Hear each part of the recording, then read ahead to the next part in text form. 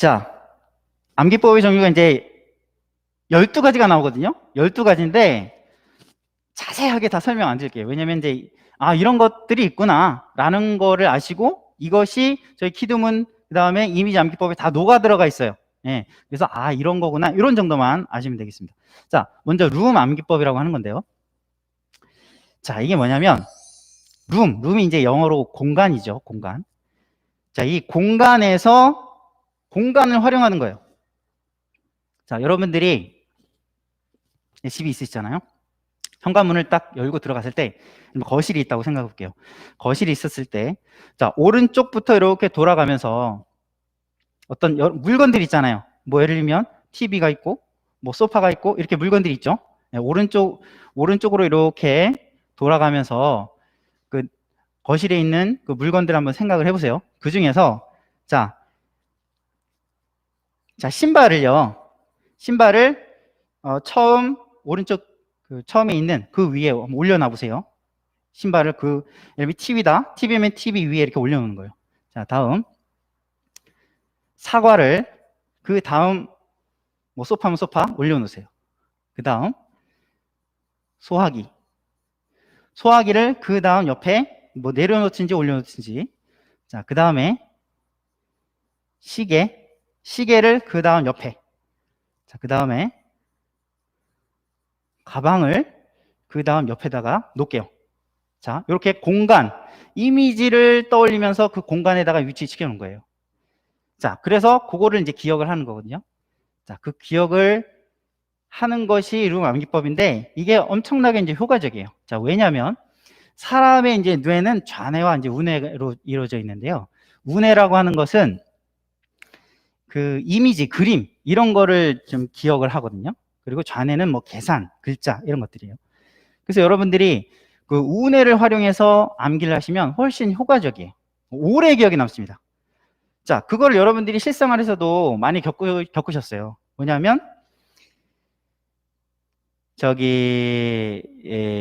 오랜만에 누굴 딱 봤어요. 이름이 뭐더라? 얼굴은 아는데 이름이 기억 안 나죠? 예?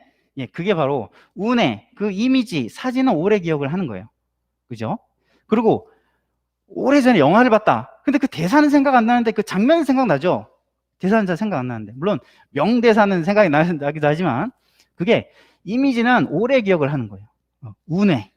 그걸 활용하면 엄청나게 효과적이에요. 자, 보세요. 아까 자, 가렸습니다. 가렸나? 제대로 가려졌나? 자, 맨 오른쪽에 처음에 딱 뭐가 있었어요? 신발. 그 다음 옆에 뭐였어요? 사과. 그 다음 옆에 뭐였어요? 소화기. 그 다음 옆에 뭐였어요? 시계. 그 옆에. 그죠? 왜냐하면 내가 이미 알고 있는 그 무언가에 내가 암기하고자 하는 걸 이렇게 올려놓으면 이게 매칭이 서로 되기 때문에 이미지화가 되는 거예요. 그래서 이게 오래 기억에 남습니다. 여러분들 요거 이제 집에 가면서 내일 아침에도 그거 딱 생각이 나요. 진짜요. 진짜 신기해요. 네. 훨씬 쉽게 암기할 수 있어요. 이게 바로 제가 쓰고 있는 이미지 암기법이에요. 요게 모태가 된 거예요. 요거 나중에 또 설명을 이제 드릴게요. 자, 그래서 이제 이룸 암기법이라고 하는 것은 암기법에 대해서 혹시 뭐 좀 찾아보거나 하신 분들 가끔씩 알고 계시는 분들 계시더라고요. 그 주남기법이라고 그분이 이제 되게 암기법의 대가 분이 계신데 그분의 메인 암기법이 바로 이런 원리예요. 그분은 간단하게 설명드리면 어떤 마당이 있어요. 그러니까 그림이 10개가 있어요. 그림이. 거기에 이제 여러 가지 이제 10종류가 다른 그림인데 각각 상중하 그림이 있으면서 그 하나의 그림으로 10개를 외울 수 있는 거예요. 그래서 아까처럼 내가 외워야 되는 것들을 그 그림의 상중하 이런 식으로 위치시켜 가지고 100개를 외울 수가 있는 거예요. 그렇게 활용하는 게 그분이 썼던 암기법인데 저도 그 암기법을 또 활용을 해서 만든 거거든요. 그게 핵심은 이제 이미지화 하는 건데 소방은 이게 되게 쉬운 게 뭐냐면 소방은요 무형이 아니죠. 전기 뭐 이런 건 좀 무형인데 소방은 유형이라는 거죠. 유형이 있다는 거죠. 모양이 있어요. 그래서 이제 나중에 나올 테지만, 뭐 예를 들면 수조다 하면 그냥 수조 그려놓고, 뭐 사다리 그려놓고 이러면은 앞 글자를 딸 필요가 없어요. 사다리 이렇게 살 필요가 없어요. 그냥 사다리. 그냥 머릿속에 사다리 떠오르는 거예요. 그거 나중에 또 설명드려볼게요. 자, 요거는 이제 메인이기 때문에 좀 자세한 설명을 드렸고요. 이제 빨리빨리 진행을 하도록 하겠습니다. 다음 숫자 모양 암기법이라는 게 있어요. 이게 뭐냐? 자, 내가 외워야 될 게 되게 많아요. 그 중에 이제 숫자를 활용해서 1, 2, 뭐 쭉 있어요. 이제 각각의 숫자 모양을 활용해서 매칭을 시키는 거예요. 자, 1은 양초랑 좀 비슷하다 이렇게 생각을 해볼게요. 양초. 그러면 이 양초하고 예를 들면 신발, 내가 외워야 되는 게 이제 신발이다 했을 때 양초가 넘어져가지고 신발을 태우는 그런 머릿속으로 이제 이미지를 연상을 하는 거예요. 그래갖고 그러면 이제 신발을 외우게 되는 거죠. 2는 뭐 이게 올인데 뭐 이런 식으로 쭉 이해되시죠? 네. 이것도 이미지화예요. 이미지화. 웬만하면 다 이미지화를 시킵니다. 자, 이거는 숫자 아분인데 이건 숫자 모양이 아니고 이거는 소리 나는 거예요. 소리를 내는 거예요. 자, 이거는 79잖아요. 79.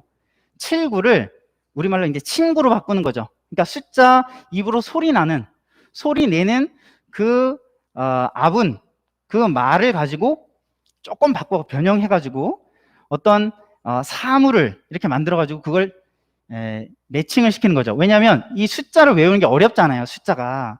그러니까 숫자를 어떤 사물로 바꿔가지고 이야기를 만들면 기억에 잘 남는다는 거죠.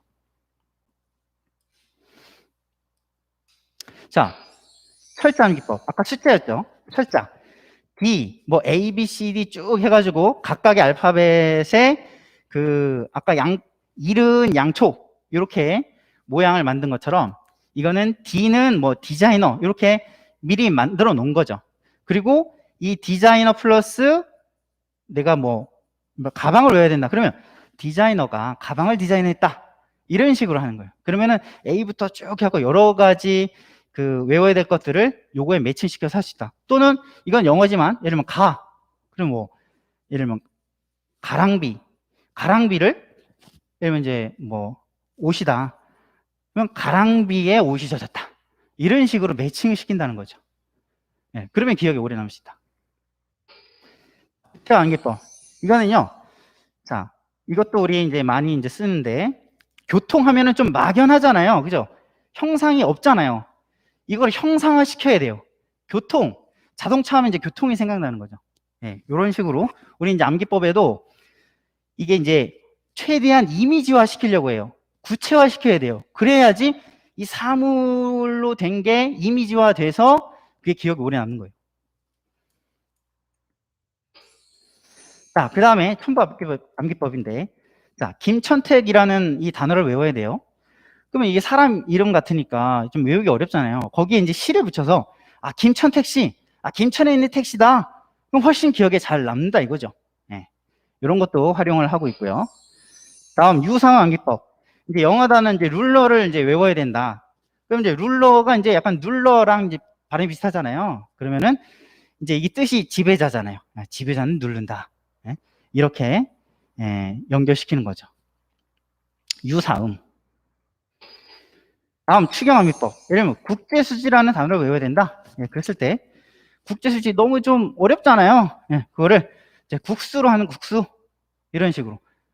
왜냐면 우리 소방에서는 이제 기억나는 게 뭐냐면 방화구획 있잖아요. 방화구획.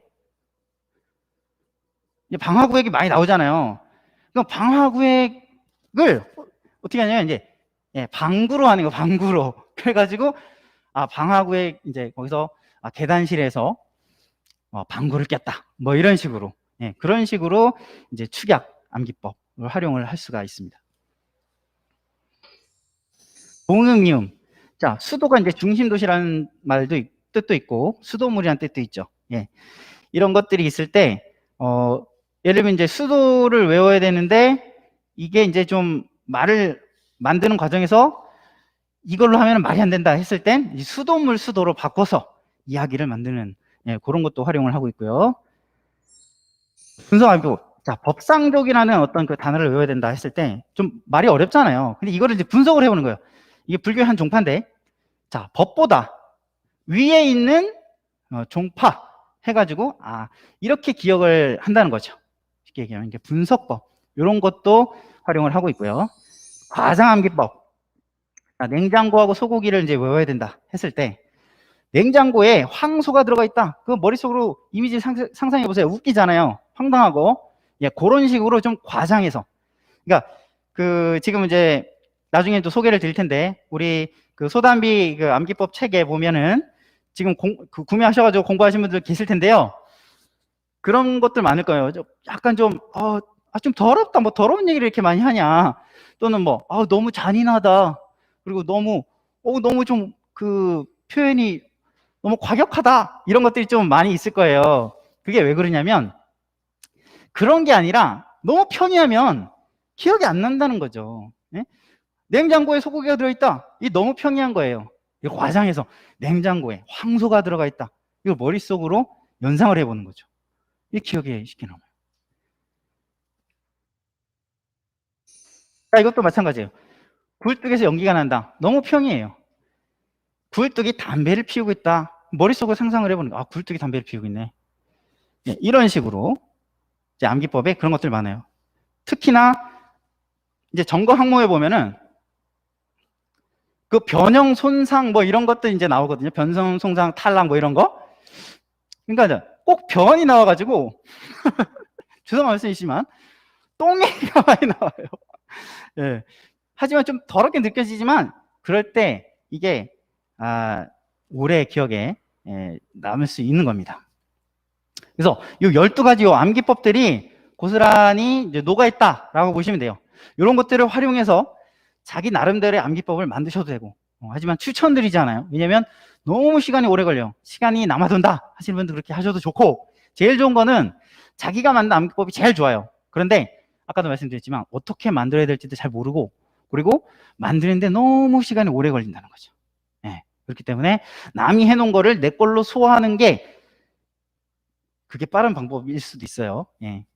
하지만 제 암기법을 모두 다 따라라는 말씀은 아니고요. 예.